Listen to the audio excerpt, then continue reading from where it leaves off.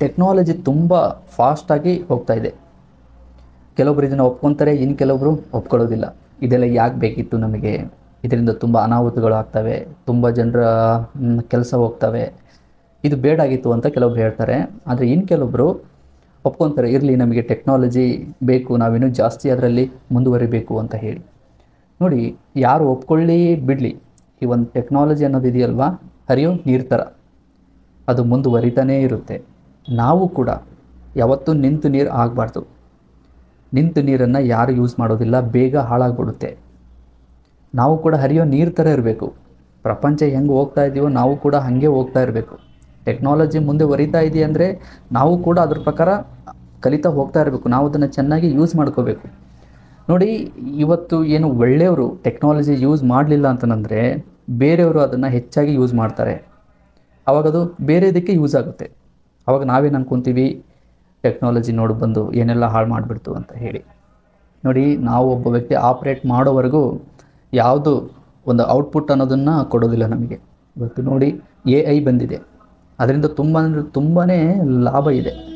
ಅದನ್ನು ಚೆನ್ನಾಗಿ ಯೂಸ್ ಮಾಡ್ಕೋಬೇಕು ಅಷ್ಟೇ. ಕೆಲವೊಬ್ಬರು ಅದನ್ನು ಒಪ್ಪೋದಿಲ್ಲ, ಅದು ಬೇಡ ಅಂತಂತ ಹೇಳ್ತಾರೆ.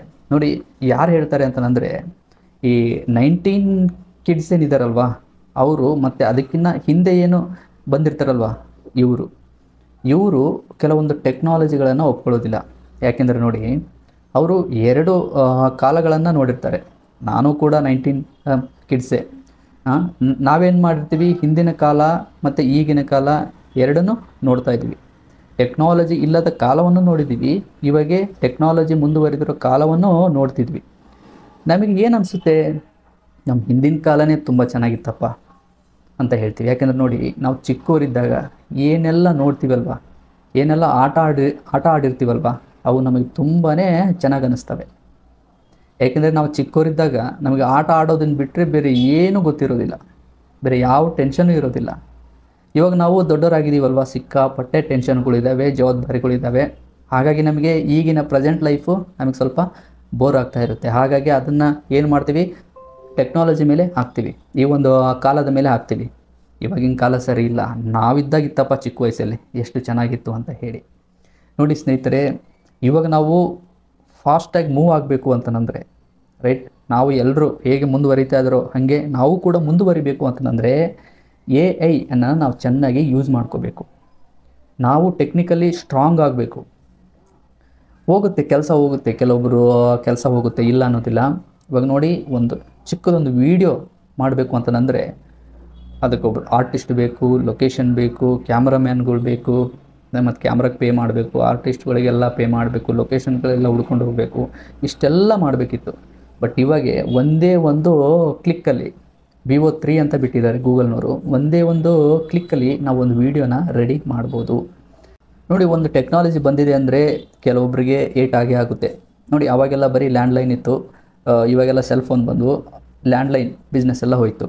ಹೀಗೆ ಕೆಲವೊಂದು ಜನರಿಗೆ ಕೆಲಸ ಇಲ್ಲದೆ ಇರೋ ಹಾಗೆ ಆಗುತ್ತೆ. ಅವಾಗೇನು ಮಾಡಬೇಕು ಅಂದರೆ ಅಪ್ಡೇಟ್ ಆಗಬೇಕಷ್ಟೇ. ನಾವು ಎಲ್ಲಿರ್ತೀವೋ ಅಲ್ಲೇ ಇದ್ದರೆ ಅಲ್ಲೇ ಇರ್ತೀವಿ. ಇವಾಗ ನೋಡಿ, ChatGPT ಬಂದಿದೆ, ಅದರಿಂದ ತುಂಬಾ ಅಂದರೆ ತುಂಬಾ ಉಪಯೋಗ ಇದೆ. ಅದನ್ನು ಚೆನ್ನಾಗಿ ಉಪಯೋಗಿಸ್ಕೊಳ್ಳೋದು ಗೊತ್ತಿರಬೇಕಷ್ಟೇ. ನೋಡಿ, ಅದರಲ್ಲಿ ಯಾವುದೇ ರೀತಿಯಾದ ಕ್ವಶನ್ ಕೇಳಿದರೂ ಕೂಡ ಅದು ಆನ್ಸರ್ ಮಾಡುತ್ತೆ. ಈ ಒಂದು ದೇಶದ ಬಗ್ಗೆ ಆಗಲಿ, ಒಂದು ಪ್ರದೇಶದ ಬಗ್ಗೆ ಆಗಲಿ, ಯಾವುದಾದ್ರೂ ನೀವು ಕ್ವಶನ್ ಕೇಳಿ ಅದು ಎಲ್ಲ ರೀತಿಯಲ್ಲಿ ಹೆಲ್ಪ್ ಮಾಡುತ್ತೆ. ನೋಡಿ, ಒಂದು ಟೈಮಲ್ಲಿ ಏನಾದ್ರು ಒಂದು ಕಲಿಬೇಕು, ಯಾವುದಾದ್ರು ಒಂದು ವಿಷಯ ಬಗ್ಗೆ ತಿಳ್ಕೋಬೇಕು ಅಂತಂದರೆ ಒಬ್ರ ಹತ್ರ ಹೋಗಬೇಕಾಗಿತ್ತು, ಮತ್ತು ಅವ್ರು ಸಿಗ್ತಾರೋ ಇಲ್ವೋ ಗೊತ್ತಿಲ್ಲ, ಮತ್ತು ನಾವು ಇನ್ನೊಂದು ಪ್ರದೇಶಕ್ಕೆ ಹೋಗಬೇಕಾಗಿತ್ತು. ಅವಾಗೆಲ್ಲ ಸ್ವಲ್ಪ ಕಷ್ಟ ಇತ್ತು. ಇವಾಗ ನೋಡಿ, ಎಲ್ಲ ಮೊಬೈಲಲ್ಲೇ, ಎಲ್ಲ ನಮ್ಮ ಒಂದು ಕೈಯಲ್ಲಿದೆ. ನಮಗೆ ಏನು ಕಲಿಬೇಕೋ ಅಂಥ ವಿಷಯಗಳ ಬಗ್ಗೆ ತಿಳ್ಕೋಬೇಕು ಅಂತಂದರೆ 2-3 ಸೆಕೆಂಡಲ್ಲೇ ಆ ಒಂದು ವಿಷಯಗಳ ಬಗ್ಗೆ ನಮಗೆ ಮಾಹಿತಿ ಸಿಕ್ಬಿಡುತ್ತೆ.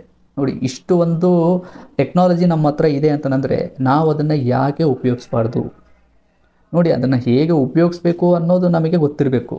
ಒಳ್ಳೆಯದಕ್ಕೆ ಉಪಯೋಗಿಸಿದ್ರೆ ನಮಗೆ ಒಳ್ಳೆ ಮಾಹಿತಿಗಳು ಸಿಗ್ತವೆ. ಇಲ್ಲ ನಾವು ಅದಕ್ಕೆ ಬೇರೆ ರೀತಿಯಲ್ಲಿ ಉಪಯೋಗಿಸ್ತೀವಿ ಅಂತಂದರೆ ಅದು ಬೇರೆ ರೀತಿಯಲ್ಲಿ ಯೂಸ್ ಆಗುತ್ತೆ ಅಷ್ಟೇ. ಹಾಗಾಗಿ ಟೆಕ್ನಾಲಜಿ ಅನ್ನೋದು ಇದು ಹಾನಿಕರ, ಇದು ಬೇಡ ಅಂತ ಹೇಳೋಕ್ಕಾಗೋದಿಲ್ಲ.